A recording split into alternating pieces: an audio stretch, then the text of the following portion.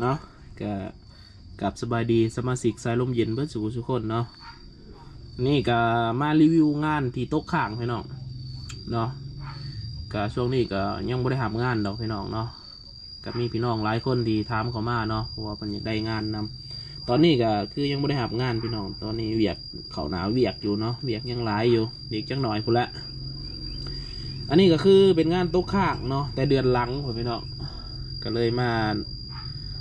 เนาะเป็นงานเพื่อนจองไว้ตั้งแต่ดนแล้วล่ะเนาะเขาก็คอยเฮ็ดเล็กๆหน่อยๆมาให้เพิ่นเนาะเพราะว่าช่วงนี้เวียกหลายมันบ่ค่อยมีเวลาว่างเนาะก็ถือว่าเดือนหนึ่งเลยพี่น้องเลยเนาะเพื่อเลี้ยวก็ได้เป็นงานที่โต๊ะข้างเนาะเฮ็ดได้หับปากเพิ่นไว้ละก็เลยจัดส่งให้เฮ็ดให้เพิ่นแล้วเนาะเอาถือว่ามารีวิวพี่น้องถือว่าเซ็ตซับเรียบร้อยเนาะก็ถือว่าพร้อมใช้งานเนาะมีแต่ไปกะให้เพิ่นเสริมเติมแต่งเอาเล็กหน่อยเนาะก็ถือว่าเรียบร้อยเนาะ ถือว่าสมควรเลยจับยกมาให้เบิ่งเลยพี่น้องเนาะงานถือว่าตรงเป็นตรงกันสั่นระบบกันสั่นนี่ถือว่าสมควรเนาะถือว่าอ่อนนุ่มเนาะสปริงก็ได้นี่อันนี้คือรถขอนก็ถือว่าสมควรนะนี่คือกันสั่นเฮาไหลันคือสีบูมี่ดอกเนี่ยถือว่าโอเคเนาะโบแตะตัวนี้ถ้าแตะก็คือลันตอกเลยนะก็ถือว่าเซตซับพี่น้องเอาสำหรับไอ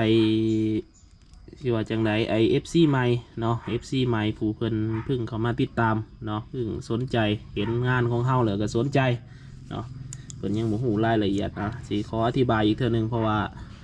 มีหลายคนเขามาถามก็น่าสิเป็น FC ใหม่นะเนาะยังบ่ฮู้ไอรายละเอียดหรือว่าสเปคตัวงานเฮาเนาะงานนี่ถือว่าไอเป็นใส่ทองพี่น้องเนาะยัดใส่ทอง12เกลียวใส่ทองเหลืองแหละรุ่นดีเลยแหละยัดเขา12เกลียวเนาะอยู่ในนี้เป็นขอบลำเล็กเป็นขอบเล็กเนาะ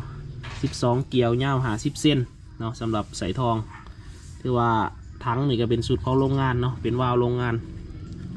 วาล์วที่เราใส่ก็คือจะเป็นวาล์วตัวนี้เนี่ยผู้ที่เคยลินกันนาซิหูเนาะอันนี้คือวาล์วโรงงานก็โรงงานจะเป็นแบบนี้บางคนคิดว่าเป็นวาล์วดับเพลิง